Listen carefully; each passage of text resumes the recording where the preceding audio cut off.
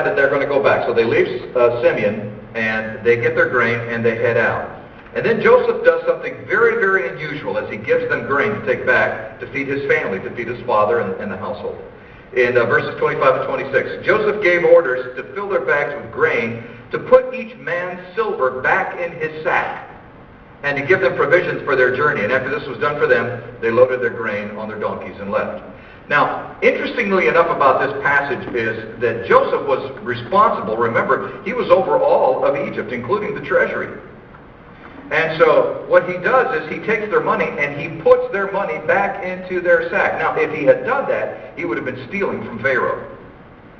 So more than likely, he is not taking that money that belongs to Pharaoh, but rather he's spending his own money. He's probably, I mean, he was well-to-do. He wasn't, thank you, sir, I appreciate that. He was well-to-do, and he, did you spit in it?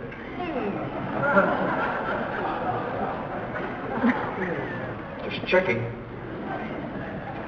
So he probably is spending his own money. Probably just has his money put right back into these bags of grain, and he sends them on their way. And they don't know this. They don't know what's happened at this point.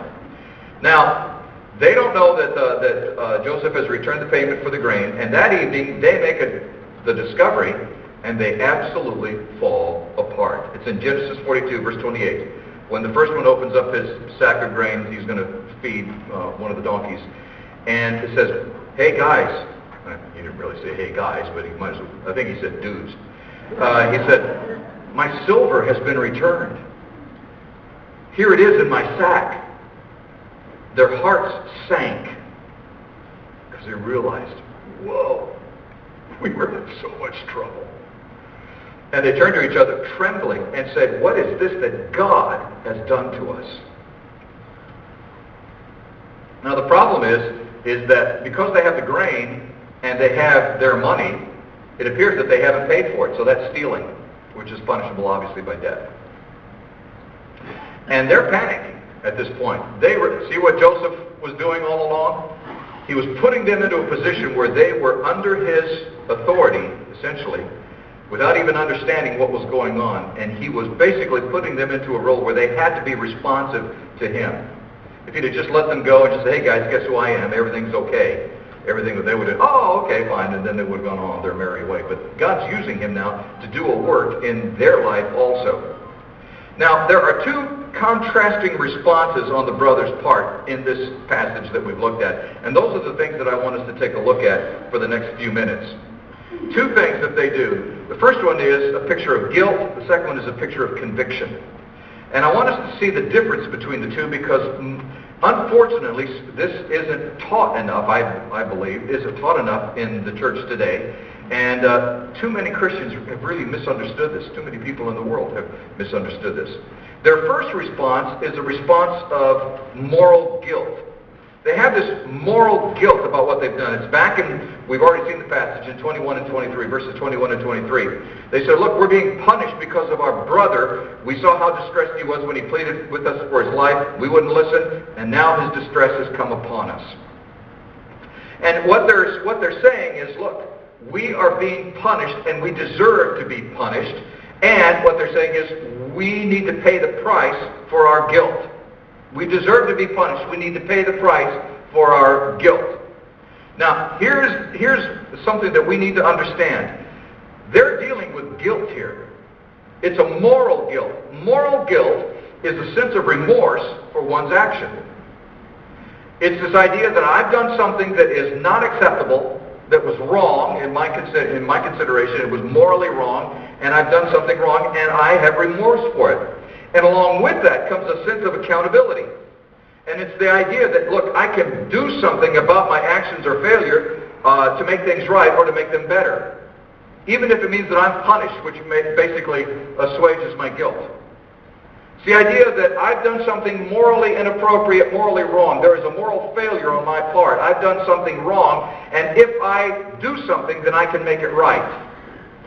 If I am accountable for my failure, for my action, then everything will be okay.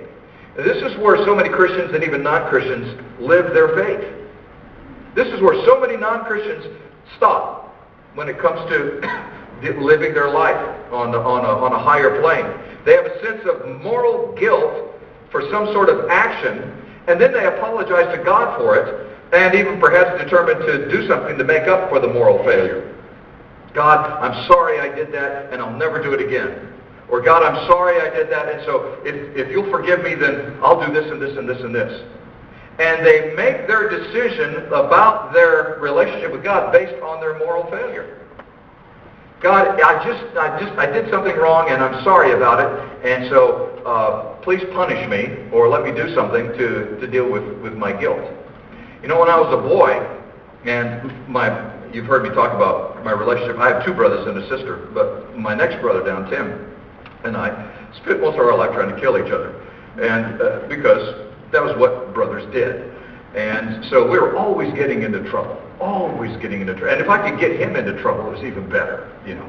And so we were always trying to get each other into trouble. So there was all these things that we kept doing wrong, and I finally realized that there were some things I could get away with, which were pretty cool.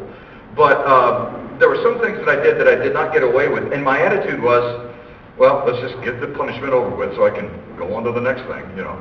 I had this attitude, if I'm going to do something, I'm going to get a spanking's worth. You know, I mean, if I'm going to do something to my brother, might as well get a spanking's worth, you know. I mean, I'm not going to do something that's just, you know, just needling him, and then it's just like I get a whipping for it, and it was like, boy, that wasn't worth it.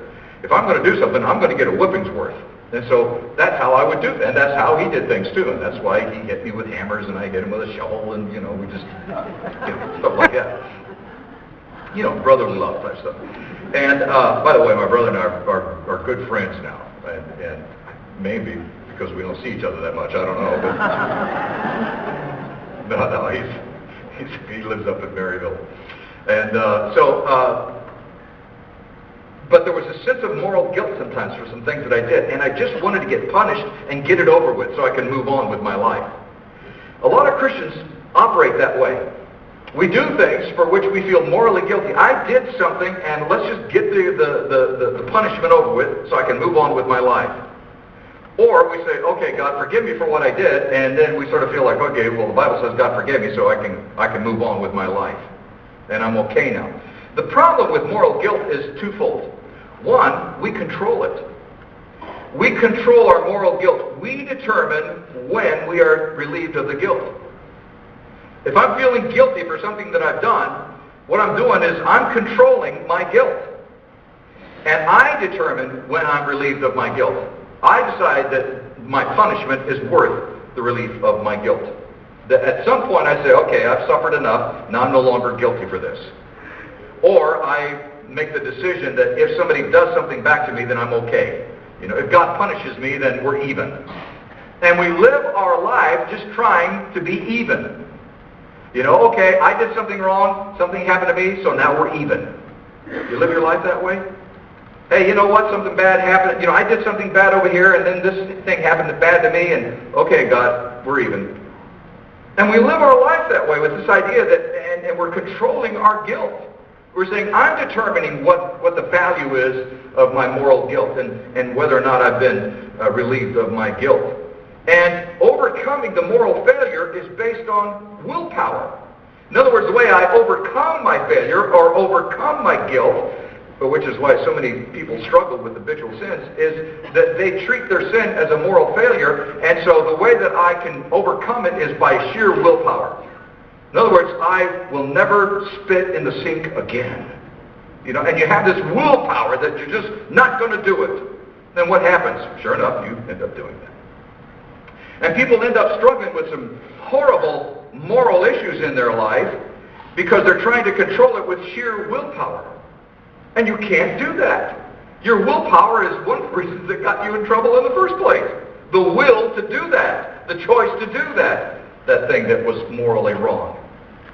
And so there is this moral guilt in your life because you're trying to control it and you think, oh, I'm just not strong enough to control it, but I got to have more willpower and control this issue in my life.